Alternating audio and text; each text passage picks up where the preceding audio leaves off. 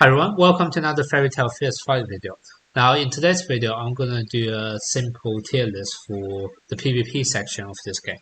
Now before jumping onto the tier list, I'm gonna start off by kind of talking about exactly what are my criteria, what I'm rating the different characters, so you kind of know where the angle I'm coming from. First thing to note is that even though there are two PvP sections in this game, I'm only gonna be rating them based on P contest. To me, Arena is very simple, very straightforward. Where and also I feel it's a lot more skill based rather than character based. So I don't feel like a character tier list really makes sense here.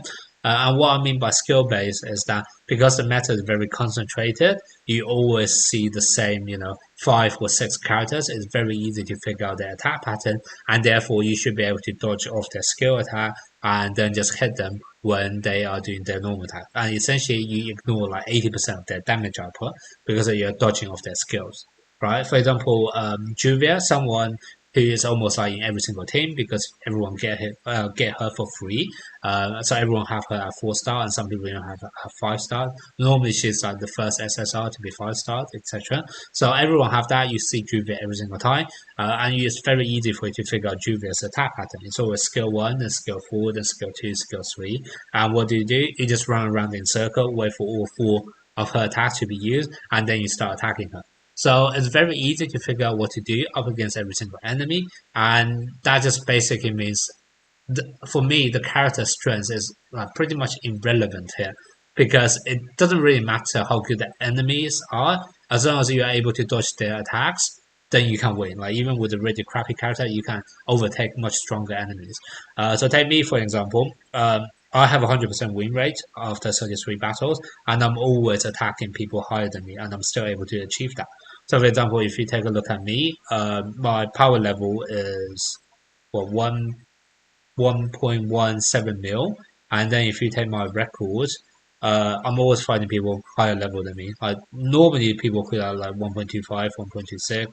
This person's at almost 1.4, right? So I'm kind of just fighting people all the time who are higher level than me, and I'm still able to secure the wins because it's just very easy once you know the attack patterns. So for me, normal arena is more skill based rather than character based. So I don't feel like a character tier list really applies there. P contest, however, is totally different because this one is AI versus AI, and it's going to be very important for you to know which characters are good because everyone is going to be played by the same stupid AI. No one is going to be dodging; they always use the same attack. So now the character actually matters a lot because, to be honest, that is what Peak Arena is all about. It's just like how strong are your characters against other characters. There's like no skill required. You just need to pick the right team or the right combination, right synergy of characters, and that's it. And that's where I feel like the tier list is going to matter a lot more. And that's why the PvP tier list is purely going to be aimed towards peak contest. And on that note, it's going to be quite obvious why I value certain characters higher. Basically, any character who is able to benefit the whole team or debuff all 3 of the enemy is gonna be rated a lot higher, in my opinion. So, for example, if you have a leadership skill which buff up your whole team of 3 characters, that to me is much better than you're just buffing up yourself. And likewise, if you have a massive range AOE attack, that to me is going to worth a lot more than someone who does very high single target damage. So that's where I'm going to be rating the characters based on, and you'll probably see that fairly obviously once I actually go through the tier list tier by tier. Okay, now let's move on to the tier list itself. A few things to just mention up front. One is that I am rating all of the characters based on their 6 star S Nano passive, assuming you have actually unlocked them. Now, I know hardly anyone actually have unlocked that right now at this stage of the game because the game is only 1 month old, and that's myself included. However, I still wish to take those into consideration because I guess one thing of tier list is that it kind of let you know which characters are the best so that you can just focus your resources onto them. And I don't want to make a tier list which is very short-sighted and only tells you who are the good characters right now, and then you decide to invest in them, and then turns out they're not good in long term. So I don't want to do that, and that's why all of my tier lists I try to make it somewhat future proof, and that's kind of why even though I haven't unlocked those 6 star passive, I have read through of them just to have an idea of what they are able to do. And some characters do have a massive power jump, once they have unlocked their 6-star passive. So I am definitely taking those into consideration here. Then the second thing is the tier list. Obviously, you read from top to bottom, so the ones at the top are better than the ones at the bottom. And also, most of the time, you can also read their left to right. So the ones on the left are what I feel are slightly stronger than the ones more on the right hand side. With the exception of the last level, because the last level, I don't think you should be playing them at all, so ignore the last level. But all the other tiers, you can read it from left to right as well if you wish to do so. Now, to actually explain the different tiers, at the top, I have two characters who I think they are completely OP, overpowered. They are clearly a cut above everyone else in the game, and I'll talk about the reason why, and that's Jalal and Racer. And like I said, I'll talk through them later in more detail.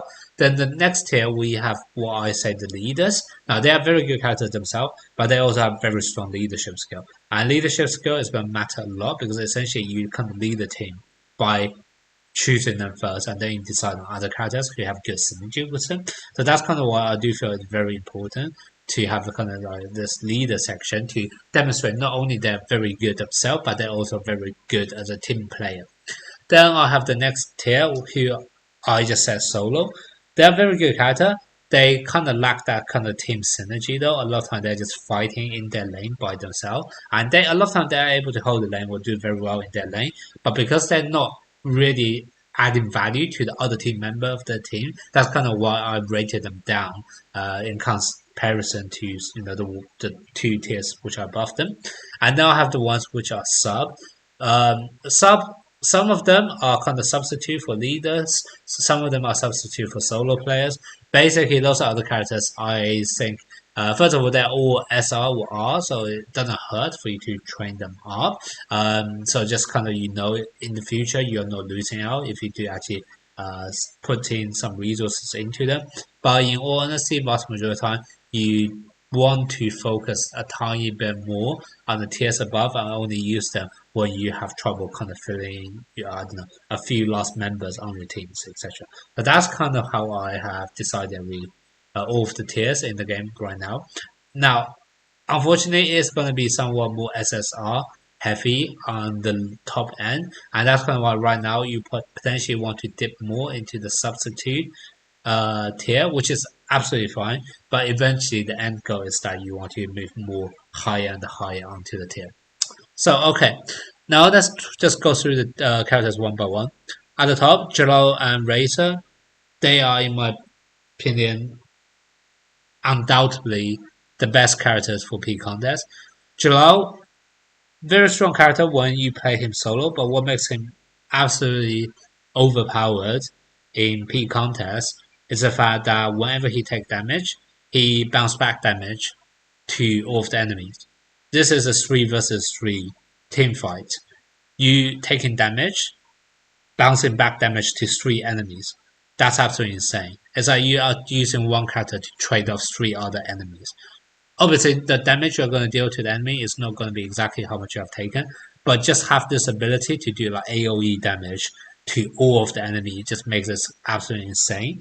And that's kind of also the similar thing with Racer. Racer is, I think he's the only one I've seen right now in the game has a range large enough to hit the whole field and therefore attack all 3 enemies on the field, because one of his attacks is like summoning motorcycle, which goes from left to right.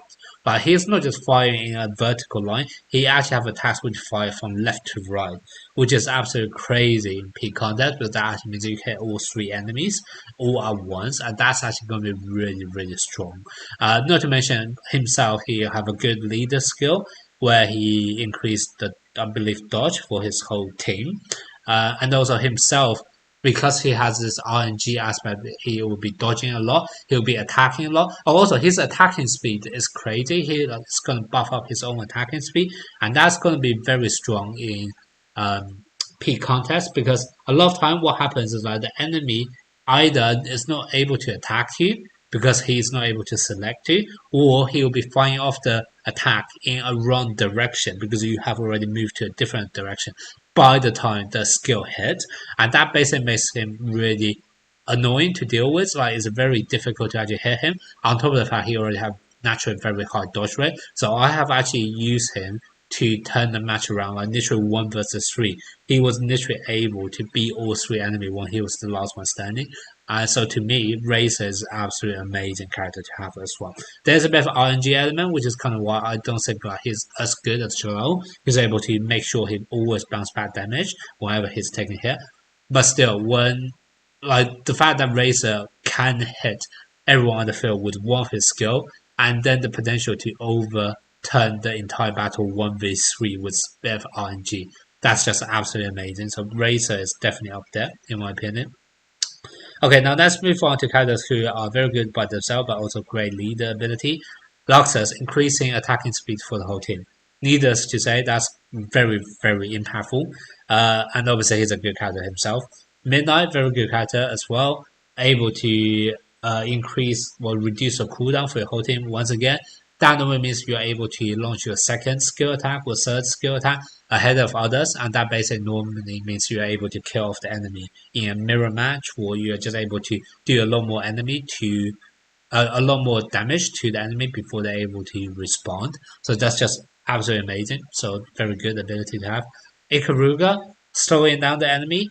That's also very nice to have.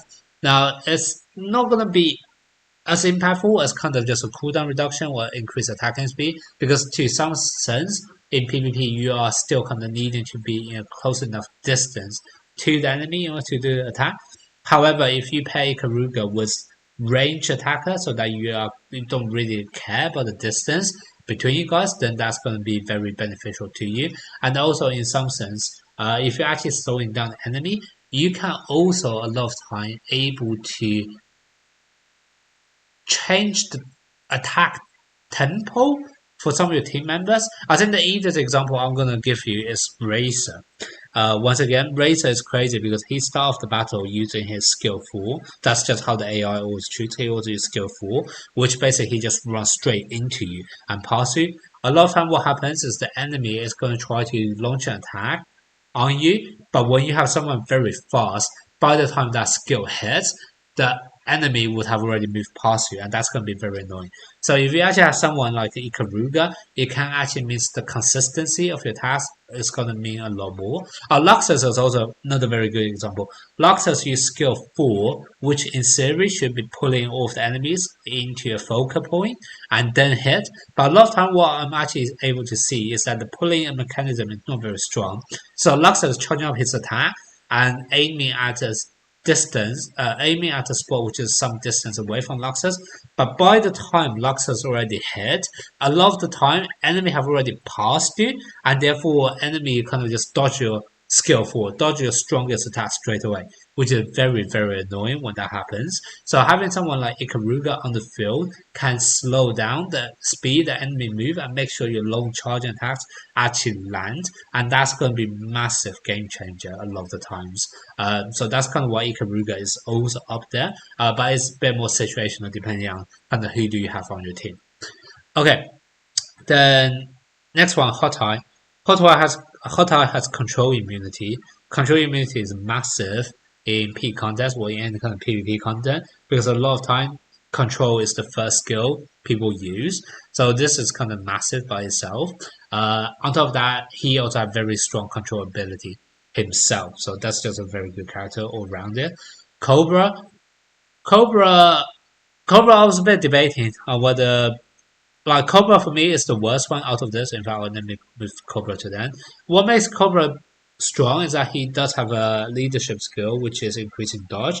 And then when you unlock his 6-star passive, he also have another debuff ability, which is increase your damage reduction and also reduce the enemy hit rate. And that will be applied to all 3 enemies as well. So he essentially have like 2 buff and 1 debuff all in one character, which is very nice. So that's kind of why I do feel like he's a very good leader. But in terms of his actual own skill set, like his own skills and his own moves, I feel like it's a lot weaker than anyone else on this list. So that's kind of why for me, Cobra is kind of like at the bottom of the leadership leadership tier, and I'm kind of literally just putting him there because of the fact that he is able to do multiple buff and debuff to the whole enemy lineup. So he would make a massive difference if you look at it from that angle. But the character itself, I do feel is a bit weaker in comparison. Then I have Leon. Leon is only a 6 star. I have this high up in tier list, in this PvP tier list, because honestly, once you have his 6 star unlocked, it's just absolutely insane. He's able to, first of all, his leadership skill, slow down all of the enemy movement speed. So very similar to Ikaruga, you are applying this to everyone. Then once you have his 6 star passive unlock, he is able to, I think, like increase the damage dealt or some kind of debuff ability on anyone who's slowed down, which is naturally all of the enemy. So naturally, you are already applying two very, very strong debuff on all of the enemies. And then on top of that, he is actually a very strong character himself. He's able to like freeze the enemy with every single one of his attack and just massively stall out the game for your other characters to finish off their battles, etc. So he's just a very, very good all-rounded character. Plus the fact he has massive, massive teamwork benefits. So that's kind of why he, for me, is like one of the best character in the game for PvP. To be honest, even though he's like a rare character, so I definitely rate him very, very highly. Okay, now let's move on to the characters who are solo characters. I won't go into too much details on them because, to be honest, they are all very good and it's quite obvious why they're good. It's just that they don't really offer much more in the battle for their other two teammates, so that's kind of why I put them here. Urza is very nice. She jumps up and starts the battle, so that's how AI controls it. So a lot of time you're able to dodge some control attack. She obviously deal insane amount of damage herself, so that's kind of why she's here. I'm gonna move Juvia here next. Juvia has 2 control, 2 debuff. It's very annoying the 2 debuff will only be applied to the character you're facing rather than the whole field. That's very annoying. However, the same with Juvia is that because she also have 2 control skills, a lot of the time what happens is that by the time her 2 control skills finish, she more or less finished the cooldown of her 2 debuff skills. And then normally at that point, sometimes the battlefield moves a bit, and sometimes the enemies are a bit more closer together, and now your debuff, your second round of attack, are actually then able to hit multiple enemies.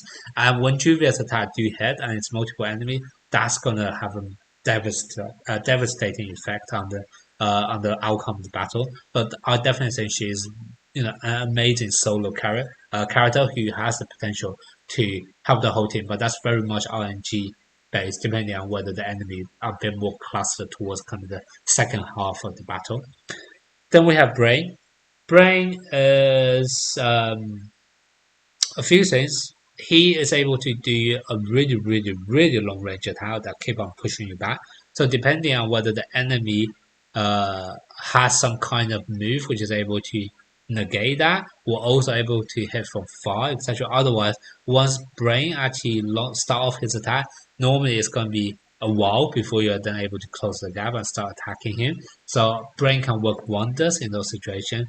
He also have a second life, so that's also very nice. So he can also work for like a bit more long sustaining battle if you need to stall out the game for a bit longer. So I do feel like he's quite well rounded from that aspect as well. Then Mystigan. Mystigan is able to immune control. He's also able to inflict fear. Now, the first part when he is immune to control, that's very nice because a lot of time people use control attacks first and he uses control immunity attack first. So a lot of time he's able to bypass that, which is very, very nice. And then the fear aspect have this RNG of shaking up the battlefield, which can work to your advantage, and vast majority of the time it do work to your advantage. So that's kind of why I also feel like this is quite nice to have on the team as well. But once again, very much just a solo character. He's just good on himself, but doesn't really help the rest of the team. Evergreen. Evergreen is more of a counter character because she swirls around on her attack 1, to do damage. So a lot of time when you have, let's say you're up against someone like Brain, who only fire in a straight line, the fact that Evergreen can actually swirl around means that she can actually dodge a lot of the attack, and then she also have the next attack where she kind of charge past the enemy and then attack from the back. Once again, that can shake up the battlefield formation, and a lot of time it kind of works to your wonder as well. So that's kind of why I do feel like Evergreen is a pretty solid character in peak contest. Makarov has very high range for his attack. He's also able to stun. Normally 1v1, Makarov is actually very nice. I think what normally Makarov lacks is that Makarov is a bit more fragile compared to other characters. So he is able to start off very strong, but then if you're not able to control the enemy enough or do enough damage to the enemy on your lane, and then the battle kind of shift and other enemies start hitting into you, then that becomes very dangerous with Makarov because I do feel like he's a bit more fragile in comparison. So that's kind of why Makarov is slightly lower on this tier. Then Gildas. Gildas has a shield. So I think he is just like an all-rounder. I can't find any fault with him, but at the same time, I can't really say exactly what he excels at. But that's kind of why I just put, yeah, he's a very good character. Just not much of a team player, so not bad to have on your team, but would it make you immediately win the battle? No, he wouldn't either. So that's kind of why he's just there.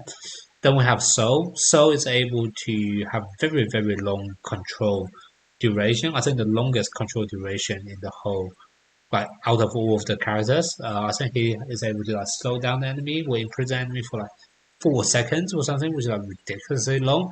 Especially if you then pair up with like Lucy, who I talk about later, who can do like 50% extra control duration. Like that's gonna be crazy. So Soul is definitely a very good character. He doesn't do much damage himself though. So if you do want to play him, it's more kind of like you are playing him to really control and just shut down his own lane, wait for your other lane to defeat the enemy and then come and help Soul. But that's normally what you'll be end up using Soul. So once again, he's not really contributing to the other battles. He's just really good at shutting down his own lane. Then you have Biska, one of the highest damage character with skill 1. And that's normally really nice because she just chuck away massive section of the enemy HP straight away, and that's normally going to be very beneficial. Like some other characters also do like really crazy attack, but that's not always the first skill they use. And it's not to mention that's Biska's skill 1. It's not even her other skills.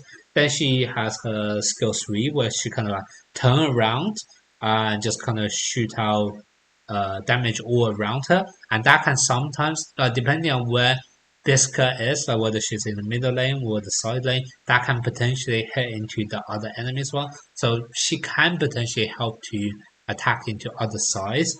On top of the fact, she's just able to do very good single target damage as well. But that's kind of why I also want to put her in this tier. Then lastly, I'm not going to talk about the last tier because I just don't think there's any use for them. Like a lot of them, the problem is that they don't have control attacks, or they don't have control immunity. So by the time they're doing the attack, they will be control already, and therefore their first attack is wasted.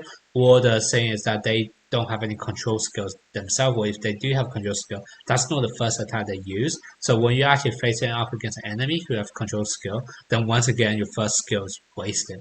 So that's kind of why they are at the bottom here.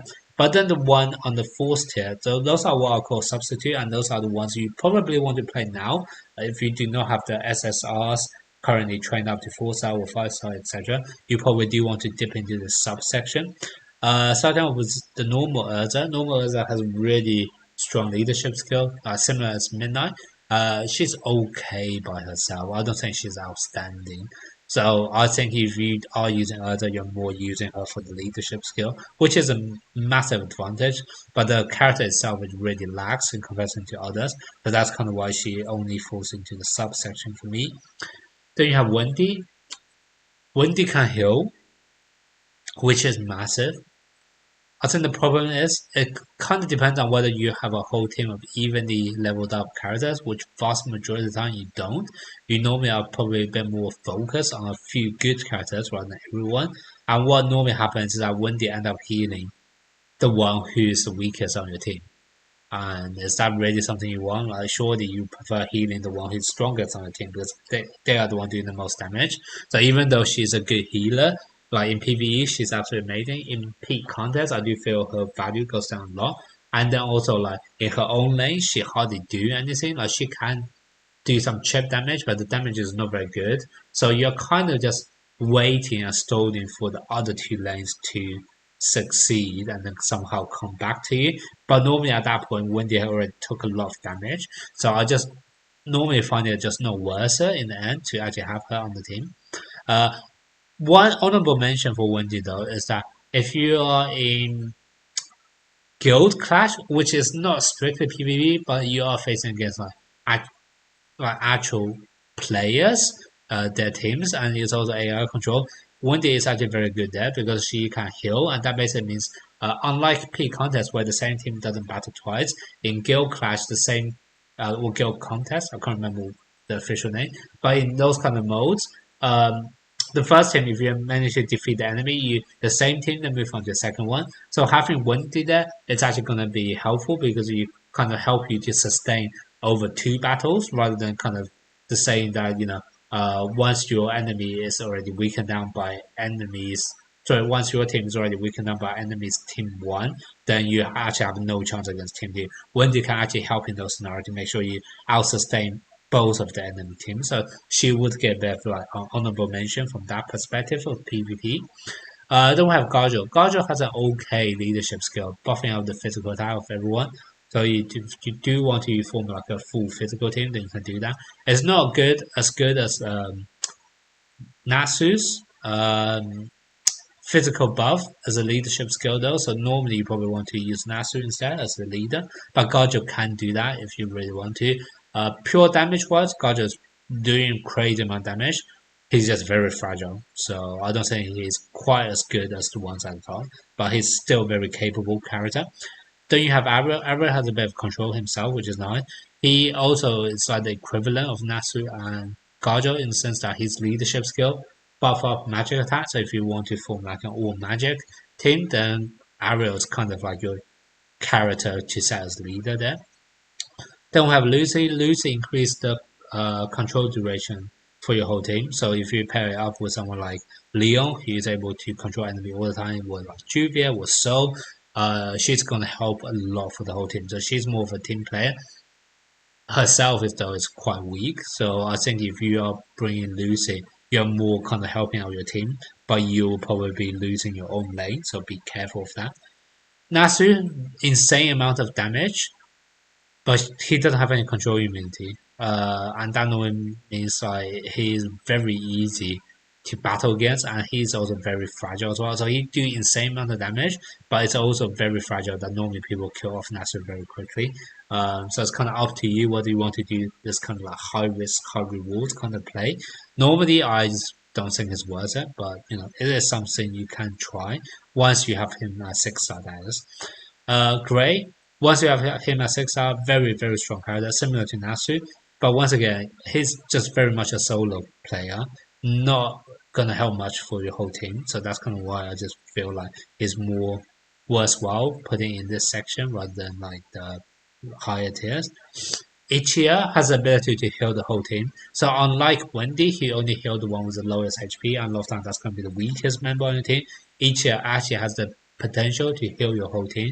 And once again, that can potentially be helpful. Like, for example, if you pair Ichia with Jalo, I think that's actually a good combo because Jalo will be able to bounce back damage whenever he takes damage.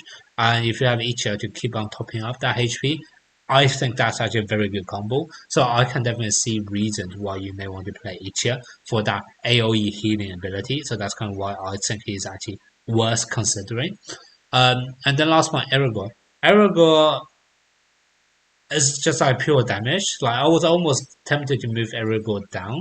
He doesn't do anything else other than just pure damage. But one thing kind of makes him a bit different to the ones at the bottom tier is the fact that he at least start off with an attack which has control immunity. So at least he is able to get off his strongest attack without any hesitance without any interruption at all, which is much better than what the other characters I at the bottom tier is able to do.